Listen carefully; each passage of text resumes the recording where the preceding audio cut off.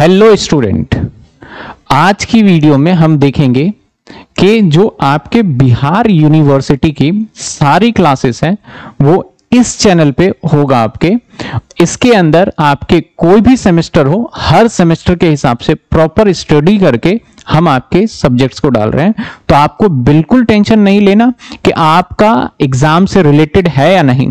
अगर किसी स्टूडेंट को, क्योंकि बिहार में बहुत सारी यूनिवर्सिटी है, किसी स्टूडेंट को लगता है कि आपके अकॉर्डिंग नहीं डल रहा है यहां, तो प्लीज आप क्या करिए, नीचे दिए गए व्हाट्सएप नंबर पे अपना जो भी पीडीएफ हो या कुछ भी शेयर करिए। डेफिनेटली हम आपके सिलेबस को उसके हिसाब से भी कस्टमाइज करेंगे।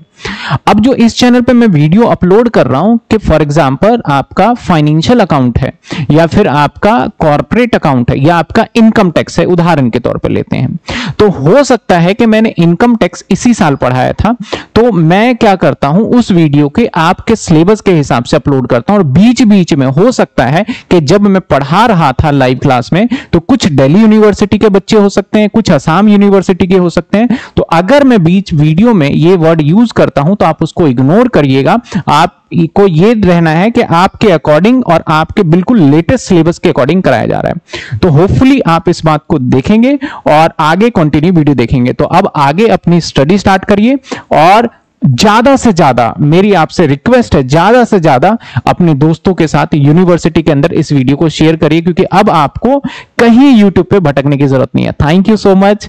चलिए आगे कंटिन्यू क्लास करते हैं। Very very good evening to all of you. तो डियर स्टूडेंट, आज से आपकी फर्स्ट क्लास स्टार्ट होने जा रही है और फर्स्ट क्लास आपका है इंट्रोडक्शन ऑफ बिजनेस इकोनॉमिक्स, जो कि हम यूनिट 1 स्टार्ट करने जा रहे हैं। आपके एग्जाम में इसका 18 मार्क्स का वेटेज है। तो आइए स्टार्ट करते हैं। बहुत टेक्निकल सब्जेक्ट है ये आपका। आपके माइंड में क्वेश्चन है सर, किसमें थ्योरी है, न्यूमेरिकल्स है, डायग्राम है? बच्चे सब कुछ है, थ्योरी भी है, टेबल एंड डायग्राम भी है और न्यूमेरिकल भी है। तो आपके पास में सब कुछ आपको समझना होगा। बड़े टेक्निकल तरीके से आपको डायग्राम बनाना आना चाहिए। डायग्राम ऐसा नहीं कि आप रटा रटाया डायग्राम आप बना सकते हैं। तो हर एक चीज है, इसलिए इस सब्जेक्ट के अंदर आपको जो है ट्यूशंस की जरूरत आपको पढ़नी ही पढ़नी थी, जो कि आपने सही डिसीजन सही टाइम पे लिया भी। तो चलिए स्टार्ट करते हैं unit 1 introduction of business economics. तो बच्चे फर्स्ट क्वेश्चन आप लोगों के माइंड में ये आया कि सर बिजनेस इकोनॉमिक्स आप जो सब्जेक्ट टीच कर रहे हैं, इसका बिजनेस इकोनॉमिक्स का मीनिंग क्या है? क्योंकि इंट्रोडक्शन कर रहे हैं तो आपको बिजनेस इकोनॉमिक्स का मीनिंग तो आपको एटलीस्ट पता होना चाहिए, और ये पार्ट ऑफ द सिलेबस भी है आपका। तो बच्चे के एग्जांपल से समझते हैं। तो पहला क्वेश्चन आपके माइंड में आया कि सर बिजनेस इकोनॉमी का मतलब क्या है, मीनिंग क्या है?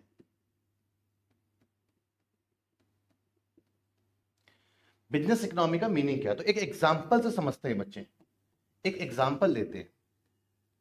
देखिएगा, मेरे पास में मेरा अपना एक बिजनेस है, मेरा अपना एक बिजनेस है, और इस बिजनेस में मैं कोई एक प्रोडक्ट को सेल करता हूं आप, और इस प्रोडक्ट का अपना एक प्राइस है बच्चे मार्केट पे। जिस प्राइस पे मैं इसको सेल करता हूं, प्राइस इसका बच्चे 10 रुपीज प्राइस है, और इसकी कुछ क्वांटिटी इसको मैं सेल करता हूं, या फिर वो क्वांटिटी जिसकी कस्टमर डिमांड करते हैं, जो भी मांग रहे हैं, जो इस समय इसकी डिमांड है, क्वांटिटी जो डिमांड कर रहे हैं वो 1000 यूनिट है, 1000 यूनिट्स है। तो एक प्रोडक्ट है जिसके ऊपर मैं काम कर रहा हूं। लाइक प्रोडक्ट का आप कुछ भी कंसीडर कर लीजिए, XYZ, मैं X कंसीडर कर लेता हूं। इसका अपना एक प्राइस है 10 रुपीज, और इसकी अपनी एक डिमांड है मार्केट में, जिसको मैं फुलफिल करता हूं, वो 1000 यूनिट का है। अब मार्केट में क्या हुआ कि एकदम से प्राइस इसका राइज हो गया, प्राइस इसका बच्चे इंक्रीज हो गया। तो प्राइस जो है 10 रुपीज से 12 रुपीज हो गया। तो मैं यहां पर एक बोल सकता हूं कि price increased by, price increased by 2 rupees बोल सकता हूं बच्चे, बाय 2 रुपीज, ठीक है। हाँ, या फिर इंक्रीज बाय परसेंटेज के फॉर्म में 20%। आपका प्राइस क्या हो बच्चे, देख रहे हैं 10 से 12 रुपीज हो गया। मुझे ये तो साफ नजर आ रहा है कि जो चीज मैं 10 रुपीज में पहले बेच पा रहा था, अब प्राइस जो है इसका महंगा हो गया है, प्राइस इसकी बढ़ गई है। मैं एक रिटेलर हूं, जो प्राइस पे चेंज आएगा वो आगे मुझे कस्टमर को ऑफर करना पड़ता है। तो अब प्राइस का 12 रुपीज हो गया, तो 12 रुपीज मुझे कस्टमर को ऑफर करना पड़ेगा यहां पर। अब बच्चे मेरे लिए समस्या यहाँ पर यह है कि प्राइस जब बढ़ गया, और मैं यहाँ पे ये भी जानता हूं कि जब प्राइस में चेंज आएगा तो ऑटोमेटिक डिमांड में भी चेंज आएगा। तो अब मुझे ये बात पता है कि जो मैं पहले 1000 यूनिट की डिमांड फुलफिल कर पा रहा था, जब 1000 यूनिट का मैं स्टॉक अपने पास में मैनेज करके चलता था, अब आज की डेट में ये 1000 यूनिट की डिमांड तो रहेगी नहीं। और मैं कुछ बेसिक्स के इकोनॉमिक्स अब बताऊं आपको, तो कुछ आपको पता है कि डिमांड में चेंज आएगा, बट आपको यहां पर ये नहीं पता इस समय कि अब आपको कितनी क्वांटिटी, अब आपको ये नहीं पता बेसिकली बच्चे कि कितनी क्वांटिटी अब आपको अपने पास में आपको स्टॉक में रखनी चाहिए, या कितनी क्वांटिटी आपको मैनेज करके चलनी चाहिए। क्योंकि आपको मालूम है डिमांड में चेंज आएगा, क्वांटिटी में चेंज आएगा, बट आप एग्जैक्टली नहीं बता पा रहे हैं कि भैया कितने क्वांटिटी आपको अपने पास में रखना चाहिए। तो यहां पर बेसिकली क्या हो रहा है आपके पास में, ये आपकी बिजनेस प्रैक्टिसेस हैं। बिजनेस प्रैक्टिसेस में जो बिजनेस के अंदर आप प्रैक्टिकली आप इसको यूज कर रहे हैं, तो इसको आप क्या बोलते हैं, इसको आप बोलते हैं बिजनेस प्रैक्टिसेस। पहले कुछ वर्ड समझ जाइएगा, बिजनेस प्रैक्टिसेस बोलेंगे इसको। ये आपका बिजनेस प्रैक्टिस है। लेकिन अगर आपको बच्चे कुछ इकोनॉमिक थ्योरी के बारे में अगर आपको पता हो, इकोनॉमिक थ्योरी क्या कहता है बच्चे, तो उसको समझिए जरा आप। तो एक आपकी इकोनॉमिक थ्योरी होती है, एक इकोनॉमिक थ्योरी, जैसे कि आपको इकोनॉमिक थ्योरी में एग्जांपल लेते हैं, लॉ ऑफ डिमांड आपको पता होना चाहिए, इसे इकोनॉमिक थ्योरी बोलते हैं। क्लियर है बच्चे? आपने पढ़ा price elasticity of demand, price elasticity of demand. जरूरी नहीं है बच्चे कि इकोनॉमिक थ्योरी माइक्रो इकोनॉमिक्स से रिलेटेड होनी चाहिए। इकोनॉमिक थ्योरी है वो मैक्रो से भी आपके पास में रिलेटेड हो सकता है, नैश इक्विलिब्रियम हो सकता है आपके पास में इकोनॉमिक्स टू स्केल हो सकता है। तो जितनी भी थ्योरी आप लोगों ने पढ़ी है, बहुत सभी सारे की सारी इकोनॉमिक थ्योरी है, मैं सबको नहीं लिखना चाहता हूं, मैं बेसिकली आपको बिजनेस इकोनॉमिक्स का यहाँ पर मीनिंग बता रहा हूं। उसमें से मैंने वो इकोनॉमिक थ्योरी को लिखा जो कि आपको पता है। मैं नैश थ्योरम लिख देता, फिर नैश थ्योरम को ही मैं समझाने में लग जाता, यहाँ पे बिजनेस इकोनॉमिक्स का मीनिंग हट जाता, गायब हो जाता एक तरीके से। तो यहाँ पे मैं आपको, मेरा जो है यहाँ पे कंसर्न आपके साथ में बिजनेस इकोनॉमिक्स को समझाना। बिजनेस इकोनॉमिक्स समझाने में मैंने यहाँ पर वो थ्योरी लिखी आपके सामने जो थ्योरी हर बच्चे को पता है, इसलिए मैं ये थ्योरी लिख रहा हूं, और जो कि मेरे इस एग्जांपल को, जो मेरा फॉर्म है बिजनेस है, उसको जो सेटिस्फाइड करेगा, इसलिए मैंने एक ऐसा एग्जांपल आपके सामने रखा है। बाकी बहुत सारे बिजनेस जो है, बहुत सारी इकोनॉमिक थ्योरी आपके सामने है। अब बच्चे like price elasticity of demand, law of demand के बारे में आप क्या जानते हैं? लॉ ऑफ डिमांड के बारे में आप सिंपल सी चीज ये जानते हैं कि जब प्राइस आपका इंक्रीज होगा तो डिमांड आपकी डिक्रीज हो जाएगी, और आप ये जानते हैं जब प्राइस आपकी डिक्रीज होगी तो डिमांड आपकी इंक्रीज होगी। एक तो ये जानते हैं। तो इस व्याप पर आप ये कह सकते हैं जब प्राइस आपका 20% इंक्रीज हो गया तो इतना तो मालूम है कि आपकी जो डिमांड है बेसिकली क्या होने वाली है, डिक्रीज होने वाली है। तो इस थ्योरी से आपको ये प्रैक्टिकल अपने बिजनेस पर आप अप्लाई कर सकते हैं कि भैया प्राइस इंक्रीज हुआ तो आपको मालूम है अब आपकी कमोडिटी की डिमांड क्या होने वाली है, कम होने वाली है। तो इतना तो आपको पता लग गया कि 1000 यूनिट जो पहले आप डिमांड फुलफिल कर रहे थे, या 1000 यूनिट की 1000 यूनिट की जो पहले आपके पास में डिमांड आ रहे थे, अब डिमांड आपके पास में 1000 यूनिट की नहीं आएगी, अब उससे कम की आएगी। लेकिन अभी भी आप यहां पर इस चीज में फंसे हुए हैं कि कितनी डिमांड आएगी वो नहीं पता। अब 1000 से तो कम डिमांड बच्चे 900 भी होता है, 800 भी होता है, 700 भी होता है, 650 भी होता है, 600, 500, 450, तो कम तो होगी, बट कितना कहां तक कम होगी? आपको स्टॉक भी तो उस हिसाब से मैनेज करके चलना है ना। आप ऐसे स्टॉक को, ऐसे प्रोडक्ट को आप सेल परचेस कर रहे हो जो कि ज्यादा ड्यूरेबल नहीं है, नॉन ड्यूरेबल है, तो आप ज्यादा रख भी नहीं सकते। क्लियर है? और कम रखोगे तो एकदम से आप अरेंज भी नहीं कर सकते, तो आपको कस्टमर को आपका लॉस हो जाएगा, कस्टमर चला जाएगा। तो आप यहां पर अभी भी कंफ्यूज बैठे हुए हैं कि भैया कितना स्टॉक आपने मैनेज करना है। तो आपको एक प्राइस इलास्टिसिटी ऑफ डिमांड होता है, वो वो क्या है, वो ईडी से रिप्रेजेंट करते हैं हम इसको। किससे? ईडी से। लाइक ईडी इक्वल्स टू 2 हो गया, तो इसका मतलब ये है कि प्राइस में जितने परसेंट चेंज आएगा उसका ट्वाइस, उसका डबल चेंज उसके डिमांड में आएगा। बेसिकली ईडी को नेगेटिव वैल्यू से भी हम रिप्रेजेंट करते हैं, ईडी को हम नेगेटिव वैल्यू से भी रिप्रेजेंट करते हैं। इसमें क्या है कि प्राइस में जितने परसेंट चेंज आएगा, जिस डायरेक्शन में चेंज आएगा, नेगेटिव मींस उसके अपोजिट डायरेक्शन में डिमांड में चेंज आएगा। और ईडी की वैल्यू 2 है, में प्राइस में जितना भी चेंज आया उसका ट्वाइस चेंज आपके डिमांड में आएगा। अगर ईडी की वैल्यू यहां पर बच्चे 1, यहां पे 3 होती, तो इसका मतलब है कि प्राइस में जितना चेंज आया तो उसके डिमांड में बेसिकली उसका 3 टाइम्स चेंज आएगा। जिस डायरेक्शन में प्राइस में चेंज आया उसका अपोजिट डायरेक्शन में चेंज आएगा। तो ये माइनस की वैल्यू बताता है कि अपोजिट डायरेक्शन में चेंज आएगा, और ये वैल्यू बताता है कि प्राइस में चेंज कितने टाइम्स आएगा। तो लाइक 2 आए, तो प्राइस में जो परसेंटेज चेंज हुआ उसके रिस्पेक्ट में ट्वाइस परसेंटेज चेंज उसके डिमांड में आएगा। तो यहां समझ में आ गया हमें, प्राइस अगर 20% बढ़ा तो फिर परसेंटेज चेंज इन क्वांटिटी क्या होने वाली है, परसेंटेज। मुझे इकोनॉमिक थ्योरी मालूम है, नहीं ये नॉलेज मुझे है पहले से, ये मेरी इकोनॉमिक थ्योरी है, मुझे मालूम है, मैंने क्लासिकल डिमांड भी पढ़ा हुआ है, मैंने लॉ ऑफ डिमांड भी पढ़ा हुआ है, ये मेरी इकोनॉमिक थ्योरी है, मैं इसको कैसे अपने बिजनेस में यूज कर रहा हूं। तो मैं देख रहा हूं कि percentage change in quantity demand, quantity demand वो कितना होने वाला है बच्चे, 40%, क्योंकि ईडी डबल का मतलब है प्राइस में जितने परसेंट चेंज आया उसको ट्वाइस आपकी डिमांड में चेंज आएगा, 40% आपका डिमांड गिरने वाला है। अब 40% अगर आप डिमांड यहाँ पे बच्चे रिड्यूस कर दोगे तो 40% मतलब 400, तो एग्जैक्टली कितनी डिमांड अब आपकी आने वाली है, 600 यूनिट आपकी डिमांड आने वाली है। तो आप कितना स्टॉक मैनेज करोगे, आप 600 स्टॉक मैनेज करोगे। समझ में आ गया। तो आप देख रहे हो बेसिकली क्या ये, this is the integration of economic theory with the business practice. Clear है बच्चे, ये क्या है, ये एक इंटीग्रेशन। आपने क्या करा, आपने बच्चे अपनी इकोनॉमिक थ्योरी को आपने इंटीग्रेट कर दिया, आपने अप्लाई कर दिया किस पे, बिजनेस प्रैक्टिसेस पे। क्लियर है, आप इसको आप बोल सकते हैं कि आपने अप्लाई कर दिया अपनी इकोनॉमिक थ्योरी को, या फिर आप ये भी बोल सकते हैं कि आपने बेसिकली क्या करा, इंटीग्रेटेड कर दिया। इसलिए आपके पास में यहां पर क्या करा आपने, integration of the economic theory with the business practice. तो यहां पर बेसिकली आपने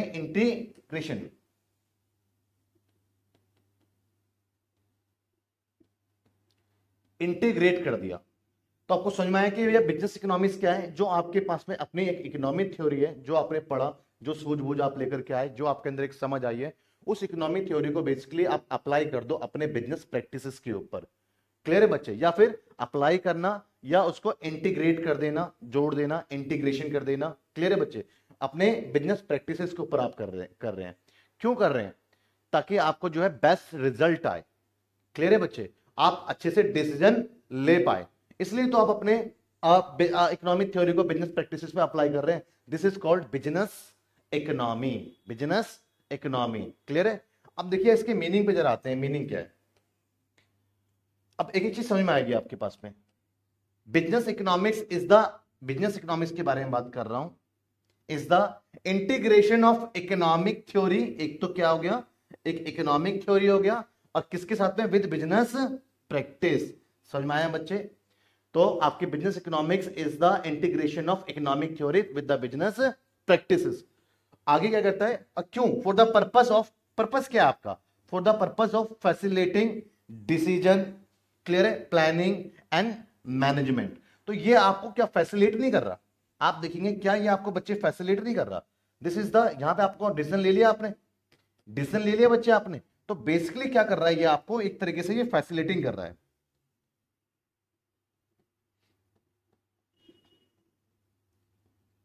फैसिलिटेटिंग कर रहा है आपको, किस चीज में कर रहा है, आपको डिसीजन लेने में कर रहा है,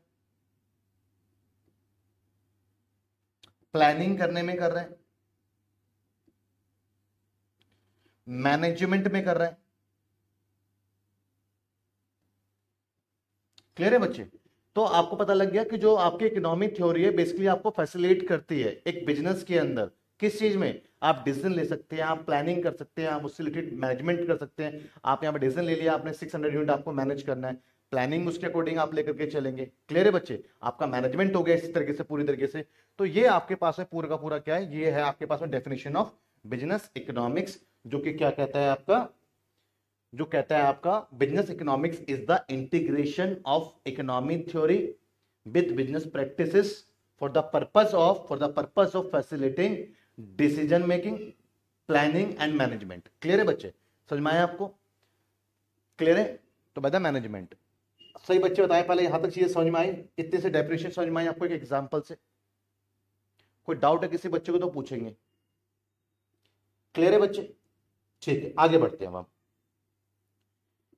तो मीनिंग के बाद बच्चे अब आपको समझ में आ गया, जो आपका सब्जेक्ट है बिजनेस इकोनॉमिक्स है, तो बेसिकली इसमें क्या होने वाला है, जो भी आप इकोनॉमिक थ्योरी को पढ़ रहे हैं, तो उसको किस तरीके से हम अपने बिजनेस में इंप्लीमेंटेशन करेंगे, किस तरीके से उसको बिजनेस में हम अपने अप्लाई करेंगे। और ये जो आपके पास में जो फैसिलिटिंग कर रहा है ये economic theory, this is called business economics, जो कॉम्बिनेशन है इसका पूरा। अब बच्चे आगे आपके सामने क्वेश्चन आता है, what is the feature of business economics. Business economics की फीचर्स क्या है, उसकी विशेषताएं क्या है। तो आइए सबसे पहले हम पढ़ते हैं, it is concern with the economic decision. बच्चे इकोनॉमिक डिसीजन क्या है, क्या कह रहा है, it is the concern with the economic decision. आइए जरा समझते हैं इकोनॉमिक डिसीजन क्या है, थोड़ा सा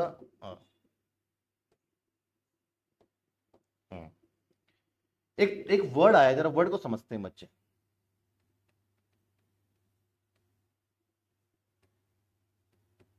इकोनॉमिक डिसीजन,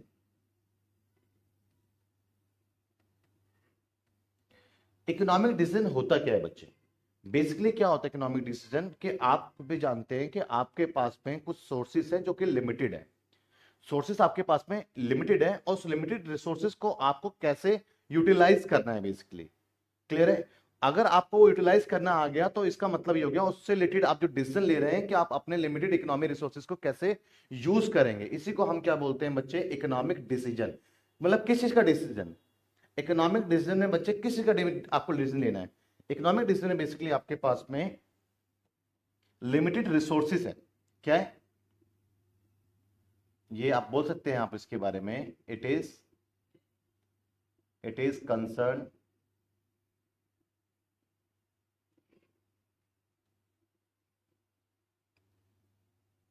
विद, किससे कंसर्न करता है, allocation of limited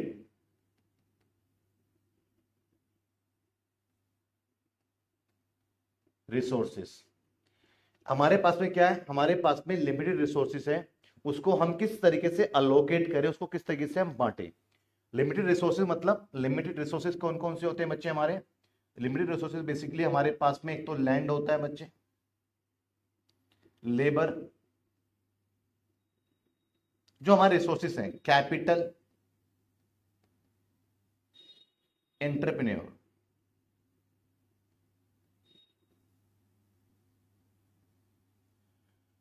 क्लियर है, ये हमारे पास में चार रिसोर्सेस हैं। रिसोर्सेस का मतलब यही होता है कि जिनकी हेल्प से आप प्रोडक्शन करते हैं, और आपके किसी भी कम्युनिटी का या किसी भी सर्विसेज का अगर आप प्रोडक्शन करते हैं तो आपके ये चार रिसोर्सेज ही लगते हैं। फॉर एग्जांपल इस समय मैं एजुकेशन आप दे रहा हूं आपको, मैं सर्विसेज प्रोड्यूस कर रहा हूं, तो क्या मैं लैंड यूज कर रहा हूं, यहाँ पे मैं खड़ा होकर पढ़ा रहा हूँ, क्या एज अ लेबर क्या मैं यहाँ पे मेहनत कर रहा हूँ।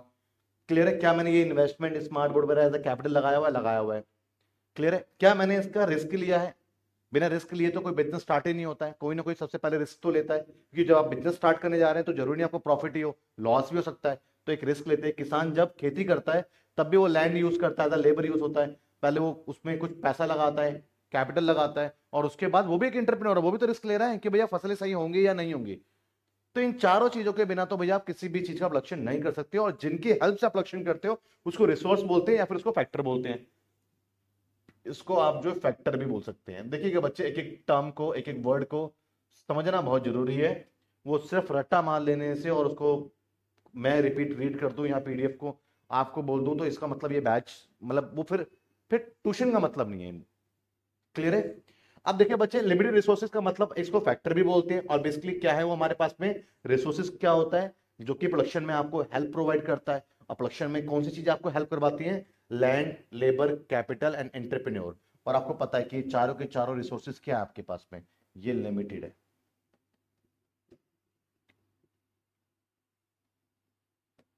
ये चार रिसोर्सेज क्या आपके पास में बच्चे, लिमिटेड है।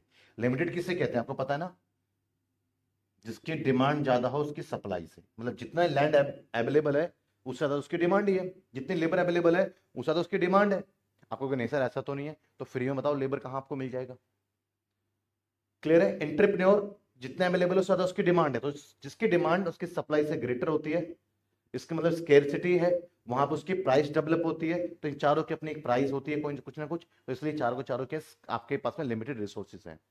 अब आपके पास में रिसोर्सेज तो लिमिटेड है, और आप यहां पर कंफ्यूज हैं पूरी तरीके से कि भैया आप इससे किस चीज का, इस लिमिटेड रिसोर्सेज को कहां लगाएं। आप कंज्यूमर गुड्स पे लगाएं,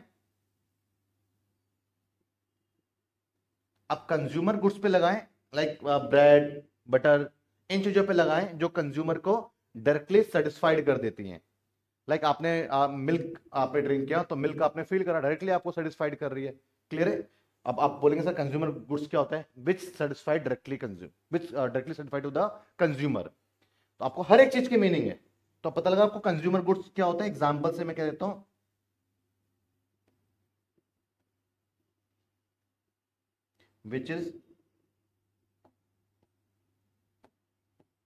which is directly satisfied to the consumer. Example, milk, bread,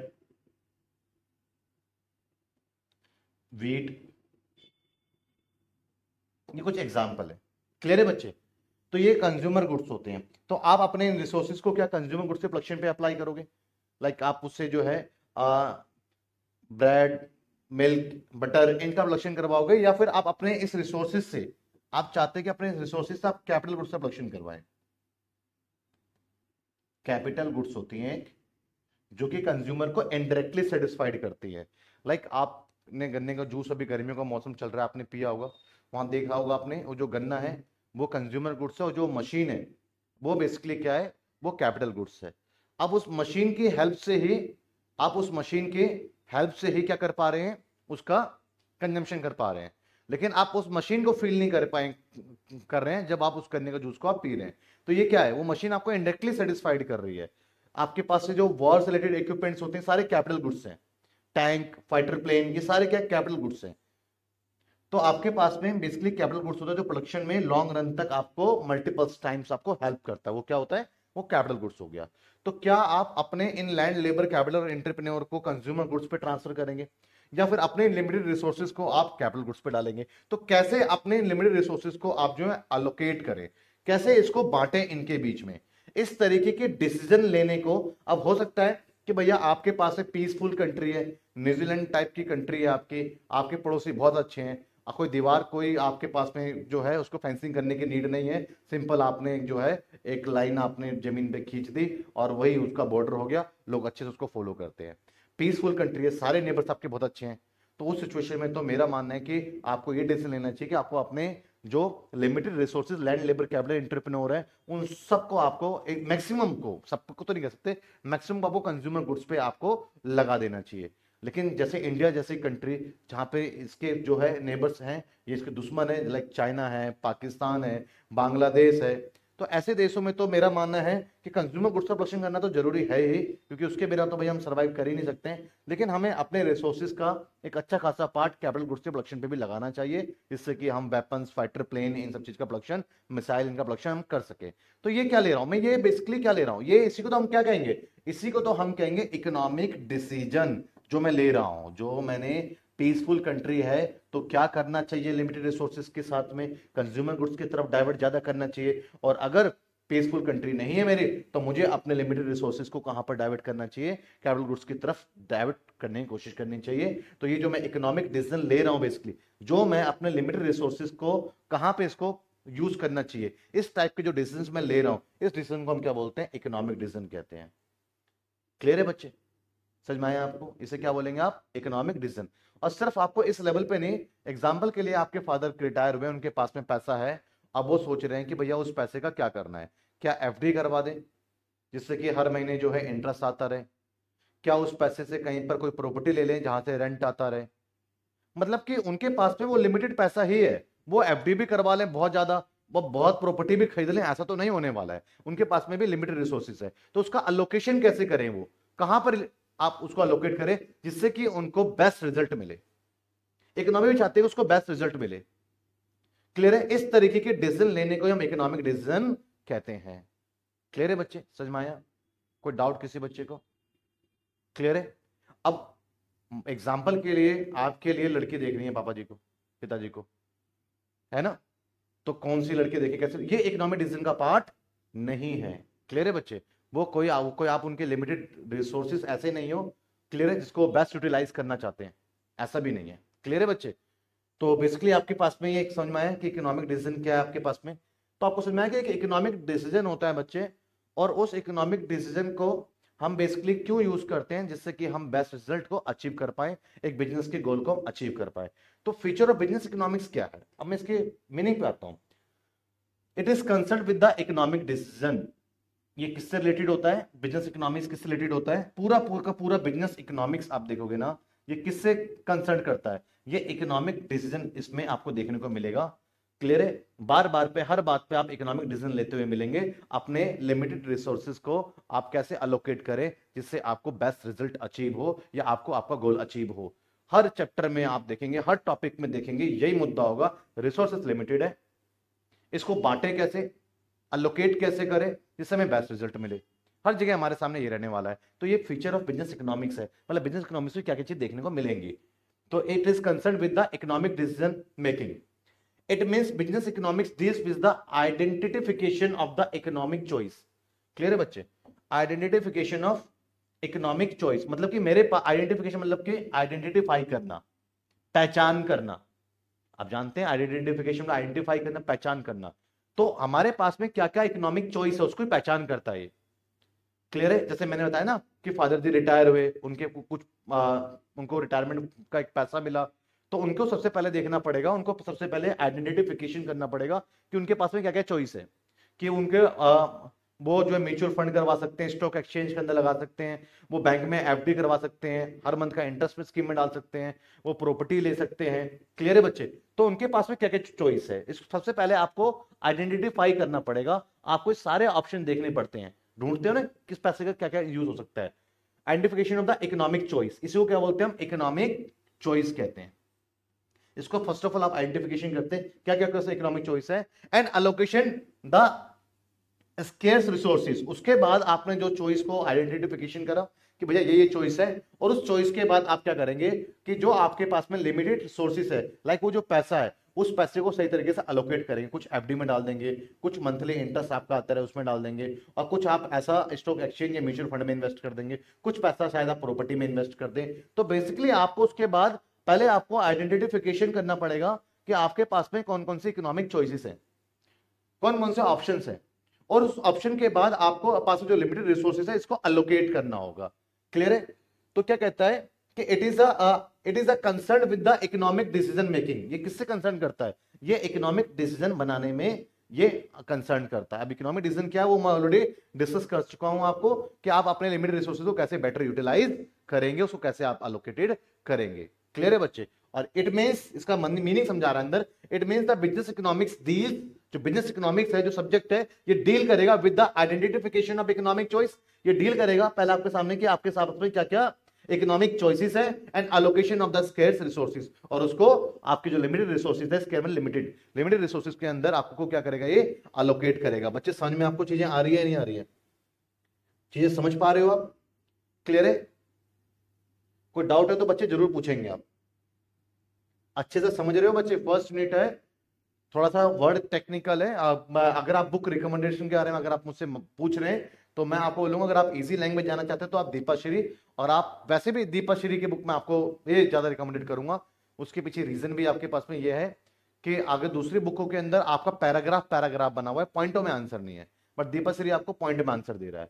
otherwise आपको कुछ भी लेने की जरूरत नहीं है, जो पीडीएफ है मेरा यही पढ़ लो बच्चे, ये इनफ है आपके लिए। क्लियर है? कुछ भी लेने की जरूरत नहीं है, आप सारा मटेरियल वैसे वहां से पढ़ नहीं पाओगे, जो मैं बता रहा हूं आपको वही पढ़ना है आपने अपने बिजनेस इकोनॉमिक्स के लिए। तो यहां से बता रहा हूं आपको, ये पढ़ो, कुछ भी मैं छोड़ूंगा नहीं। जो आपका सिलेबस का पार्ट है उसका 1% का, 0.00001% भी मैं आपको सिलेबस का पार्ट मिस नहीं करने वाला। तो जो सिलेबस का पार्ट है आपके एग्जाम में उस सिलेबस में से आएगा। तो 100% जब सिलेबस कवर कर रहा हूं तो उस 100% सिलेबस की पीडीएफ भी मैं आपको अवेलेबल करवा रहा हूं, तो वही उसमें से आना है। तो इधर उधर आपको नहीं जाने की जरूरत है। लास्ट मोमेंट पे जब शिवदास अपना जो है 10 ईयर लॉन्च करेगा, 10 ईयर में तो लास्ट ईयर क्वेश्चन ही डाल पाएगा, क्योंकि उससे पहले तो ये था नहीं आपके सब्जेक्ट्स में, बट वो भी एक अपने तरह से इंपॉर्टेंट क्वेश्चंस और बाकी चीजों को चैप्टर वाइज लगाते हैं। तो एक बार उसको गो थ्रू कर जाएंगे, जो कि इन पीडीएफ में से वो मैच करेगा। हाँ जी बच्चे, आगे हम बात करते हैं, it is goal oriented and prescriptive. बच्चे प्रिस्क्रिप्शन क्या होता है? डॉक्टर लिखते थे आज तक तो प्रिस्क्रिप्शन, डॉक्टर लिखते हैं आपको प्रिस्क्रिप्शन। ये दवाइयां जाके ले आओ। अब जो डॉक्टर ने प्रिस्क्रिप्शन दिया है तो आप उसमें अपना दिमाग लगाते हो, या फिर जो डॉक्टर ने बोला है सीधा वही करना होता है आपको? आपको सीधा वही करना होता है, उसमें अपना कोई दिमाग आप नहीं लगाते हो। तो सिर्फ डॉक्टर एक पेशेंट को जिस तरीके से दवाइयां लिखता है,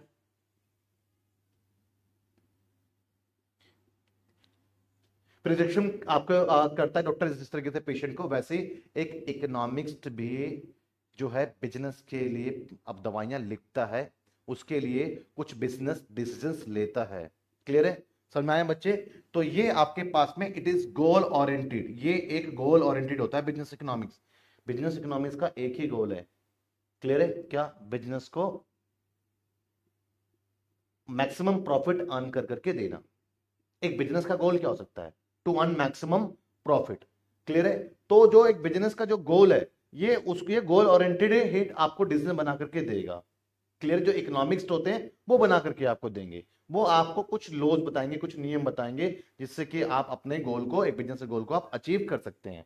क्लियर है? It deals with the how the decision should be made by the business economics. देखो, डिसीजन कौन लेता है? Business economics. बिजनेस इकोनॉमी नहीं कह रहा हूं, बिजनेस इकोनॉमिक नहीं कह रहा हूं। इकोनॉमी अलग चीज है, इकोनॉमिक अलग चीज है, इकोनॉमिस्ट अलग चीज है।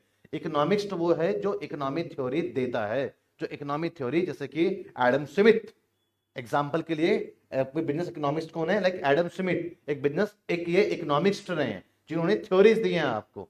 क्लियर है? तो ये जो आपके पास में बिजनेस इकोनॉमिस्ट जो होते हैं, लाइक एडम स्मिथ हो गया, एडम स्मिथ तो थ्योरी देते हैं। क्लियर है ना? तो ये जो बिजनेस इकोनॉमिक्स है, it deals with the how the decision should be made by the business economics, कि जो बिजनेस इकोनॉमिक्स है वो किस तरीके से आपके पास में वो आपके डिसीजन लें, उनको डिसीजन लेना चाहिए टू अचीव द ऑर्गेनाइजेशन गोल। तो बिजनेस इकोनॉमिक्स को किस प्रकार से अपना डिसीजन लेना चाहिए जिससे कि ऑर्गेनाइजेशन को गोल को अचीव करे, ये कौन बताएगा आपको? ये एक इकोनॉमिस्ट को एक आपके पास में बिजनेस इकोनॉमिक्स बताएगा। तो इसलिए बहुत सारी फॉर्म में, ऑर्गेनाइजेशन में जो है बिजनेस इकोनॉमिक्स से रिलेटेड जो है आपके पास में स्टाफ रहते हैं, जो कि बेसिकली डिसीजन मेकिंग करते हैं, जिससे कि वो ऑर्गेनाइजेशन के गोल को अचीव कर सके। क्लियर है? और जो वो स्टाफ है, बेसिकली वो कहां से इंस्पायर है, वो कहां से सीख रहा है? वो एक बिजनेस इकोनॉमिक्स पढ़ा हुआ व्यक्ति है। तो क्या कह रहा है बिजनेस इकोनॉमिक्स? कह रहा है इट इज गोल ओरिएंटेड। ठीक है ना? और ये बिजनेस इकोनॉमिक्स को एक प्रिस्क्रिप्टिव देता है। क्लियर है ना? समझ में आया बच्चे? पॉइंट आपको समझ में आ गया? इट इज द, अब आ रही है बच्चों आवाज? क्लियर है? तो अब पॉइंट थर्ड क्या कहता है कि it is the pragmatic. Pragmatic मतलब बच्चे क्या होता है? व्यवहारिक होना। ठीक है ना? प्रैक्टिकल होना, व्यवहारिक होना। कुछ ऐसी बातें जो व्यवहारिक नहीं है। क्लियर है ना? कुछ गाने में कहते हैं कि आपके लिए चांद सितारे तोड़ लाऊं मैं, वो जो है व्यवहारिक नहीं है। तो इसका मतलब होता है व्यवहारिक, जो प्रैक्टिकल है। तो इट इज अ प्रैग्मेटिक, मतलब कि ये एक व्यवहारिक होता है, जिससे कि आप अपने बिजनेस के गोल को अचीव कर सकते हैं। ये कुछ आपको टूल्स देता है। टूल्स में मैंने अभी आपको दिया था, लॉ ऑफ डिमांड एक टूल्स दिया था, इलास्टिसिटी ऑफ डिमांड एक टूल्स दिया था। टूल्स की बात कर रहे हैं यहाँ पर, एनालिटिकल टूल्स। ये टूल्स क्या होता है?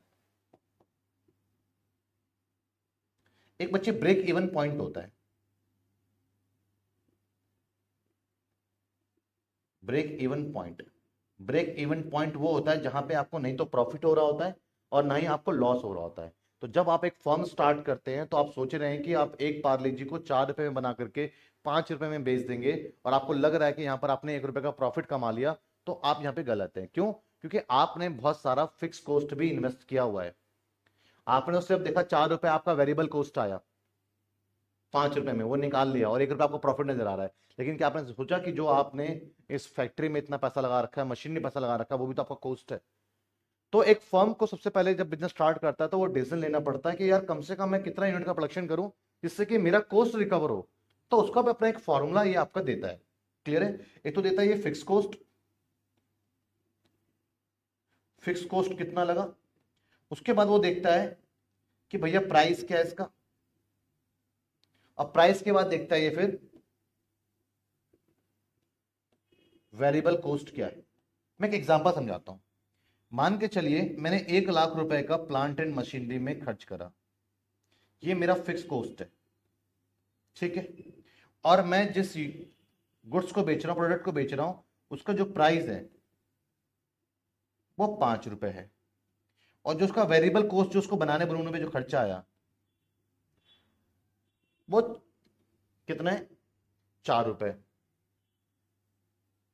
तो देख रहा हूं मैं बेसिकली कि बेसिकली मेरे पास में प्राइस अपॉन में वेरिएबल कॉस्ट, तो 1 यूनिट पे मेरे को कितने का प्रॉफिट हो रहा है, 1 रुपए का प्रॉफिट हो रहा है। लेकिन मुझे कॉस्ट रिकवर करनी है कितनी, 1 लाख रुपए। तो 1 लाख रुपए मुझे कॉस्ट रिकवर करनी है, जबकि 1 यूनिट से तो मैं 1 रुपए ही रिकवर कर पा रहा हूं। तो 1 लाख के लिए मुझे 1 लाख यूनिट कम से कम बनाना पड़ेगा, 1 लाख यूनिट बनाना पड़ेगा। तो ये मेरे पास में क्वांटिटी आ गई, जो कि ये बताता है कि मुझे एटलीस्ट कितना प्रोडक्शन करूं मैं, जिससे कि मेरा जो है कॉस्ट वो रिकवर हो। अब इसके बाद की जो चीज बेचूंगा ना मैं, तब मुझे प्रॉफिट होना चालू होगा। तो जो ये फॉर्मूला दिया है बेसिकली क्या है, ये एनालिटिकल टूल्स ही तो है, जिससे कि आप एनालाइज कर रहे हो कि आपको कितने यूनिट का प्रोडक्शन आपको करना चाहिए। बात समझ रहे हैं बच्चे? देखिए एक एक चीज आएगी तो मैं आपको एक एक चीज पूरा खोल खोल के बताऊंगा। मैं तो एक ब्रेक इवन पॉइंट के ऊपर मैं 10 दिन बोल सकता हूं, क्लियर है? तो लेकिन उतना ही मैं आपको डिलीवर करूंगा जितना कि आपको इस चीज की रिक्वायरमेंट है, आपके कंटेंट को इसकी रिक्वायरमेंट है। एक एक चीज की डेफिनेशन है देखा जाए तो। क्लियर है? आपको समझ में आया कि ये आपके पास में एनालिटिकल टूल्स क्या होते हैं? ये बात बच्चे क्लियर है कि एनालिटिकल टूल्स आपके कौन कौन से होते हैं? उसमें से एक एग्जांपल ले लिया मैंने। तो क्या कह रहा है कि एक व्यवहारिक है, ये प्रैक्टिकल है, जिसमें आप अपने एनालिटिकल टूल्स को अप्लाई कर करके और आप अपने बिजनेस डिसीजन को अचीव करते हो, आप अपने बिजनेस गोल को अचीव करते हो। तो it deals with the those analytical tools. आप उन सारे एनालिटिकल टूल्स को आप जो है उसके साथ में डील करते हो which help in the improving decisions, जिससे कि आप बेटर डिसीजन ले पाओ। समझ में आए बच्चे? तो बिजनेस इकोनॉमिक्स के अंदर क्या क्या चीज देखने को मिलती है? It is concern with the economic decision, mean property of या फीचर ऑफ बिजनेस इकोनॉमिक्स में। तो ये क्या है, ये किससे कंसर्न है बिजनेस इकोनॉमिक्स? ये इकोनॉमिक डिसीजन से कंसर्न है। अब इकोनॉमिक डिसीजन क्या होता है, ऑलरेडी मैं आपको बता चुका हूं आपके पास में कि इकोनॉमिक डिसीजन में बेसिकली आपको दो चीजें देखना पड़ता है कि आपके पास में first of all economic choices क्या क्या है, या फिर with identification of the economic choice, उसको पहचानना पड़ता है। उसके बाद अपने लिमिटेड रिसोर्सेज को उसमें अलोकेट करना होता है इस, और आपको कितना रिसोर्सेज आपने कहां पे लगाना है, इस तरीके के डिसीजन को ही हम क्या बोलते हैं, इकोनॉमिक डिसीजन बोलते हैं। क्लियर है बच्चे? समझ में आया आपको? ये बात क्लियर है? उसके बाद it is the goal oriented and prescriptive. Prescriptive मतलब जो इकोनॉमिक्स ने बोल दिया है उसको अपने बिजनेस पे अप्लाई करो और अपने बिजनेस के गोल को अचीव कर लो। तो प्रिस्क्रिप्शन जैसे डॉक्टर जो बोलता है उस दवाई को फॉलो करो, उसी तरीके से जो इकोनॉमिक्स बोल रहा है उसको, उस प्रिस्क्रिप्शन को आप लो और अपने बिजनेस के गोल को अचीव कर लो। तो बिजनेस इकोनॉमिक्स कुछ उसी प्रकार से है। इसके बाद इट इज द ये एक व्यवहारिक है, प्रैग्मेटिक है।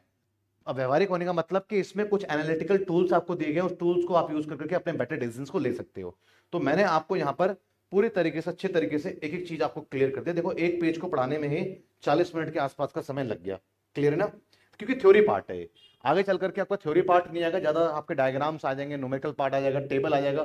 तो टेबल को बताना बहुत ईजी है। थ्योरी पार्ट में तो हर एक वर्ड से हर एक वर्ड का सेंटेंस बन सकता है इकोनॉमिक्स के अंदर। तो आप भी जानते हैं इकोनॉमिक्स को क्या है, कि हर एक वर्ड सेंटेंस बनता है, और हर एक वर्ड अगर मैं आपको पढ़ा रहा हूं थ्योरी पार्ट, तो थ्योरी पार्ट में मुझे मालूम है कि पढ़ाने टाइम पे एक बच्चे को अगर मैं पढ़ा रहा हूं तो बिजनेस इकोनॉमिक पढ़ा रहा हूं, तो उसके दिमाग में सबसे पहला क्वेश्चन बचता है कि भैया बिजनेस इकोनॉमिक्स क्या है।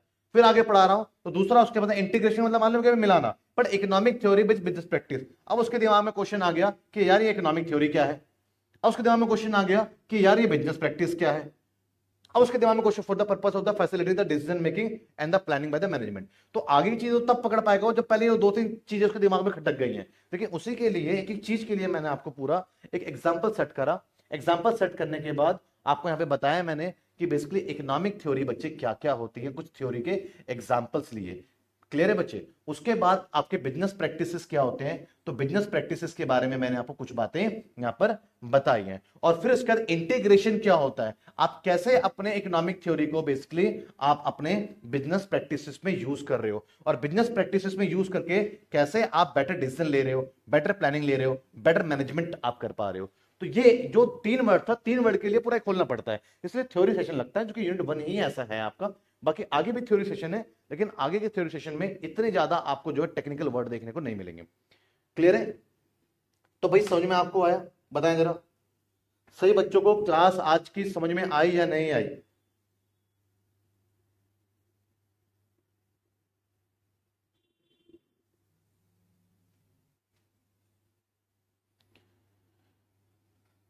चलो बच्चे क्लास के फीडबैक देंगे। फीडबैक किस पे देंगे क्लासेस का? अपने क्लासेस का फीडबैक जो है आपके पास में एक आपका कम्युनिटी चैट होता है, वो हमारे लिए बहुत मैटर करता है। जब आप फीडबैक देते हैं या फिर और दूसरे कम्युनिटी चैट होते हैं यहाँ पे खासकर, जिसमें कि आप दूसरे सब्जेक्ट्स के अंदर भी हैं, वहाँ पे और भी बहुत सारे स्टूडेंट्स हैं, वहाँ पे अगर आप फीडबैक देते हैं तो वो एक तरीके से हमारी मेहनत का असली जो है रिवॉर्ड होता है। ठीक है बच्चे, तो फिर अब मिलते हैं हम यहाँ पे। इतना आज की फर्स्ट क्लास है, इतना ठीक है। कुछ बच्चों का भी एग्जाम कल एग्जाम है, तो इसलिए मैं ज़्यादा अभी कंटेंट निकालूंगा नहीं आगे। नेक्स्ट क्लास समझेंगे nature of the business economics, बड़े अच्छे समझेंगे। हाँ बच्चे, ये तो शायद बाय मिस्टेक क्लासेस लग गई होंगी कोर्स अकाउंटिंग में। बिजनेस इकोनॉमिक्स की क्लासेस सिर्फ बिजनेस इकोनॉमिक्स के बैचेस में ही चलेंगी कल से। जो नेक्स्ट क्लासेस होंगी वो सिर्फ और सिर्फ एक, चलो ठीक है, क्लास शायद इसलिए भी आपकी लगी होंगी ताकि एक डेमो हर बच्चा जो है फीस देने से पहले, सबमिट करने से पहले, कोर्स लेने से पहले एक उसका हक बनता है कि वो पहले डेमो तो देख ले कि उसके लिए क्लासेस वर्थ इट है या नहीं है। क्लियर है? तो वो इसलिए भी क्लासेस आपकी लगी होंगी कि एक आपका डेमो चला गया, जो कि मुझे भी आपसे पता लगा है। ठीक है ना? मिलते हैं बच्चे फिर नेक्स्ट क्लासेस में। Thank you ji, thank you so much.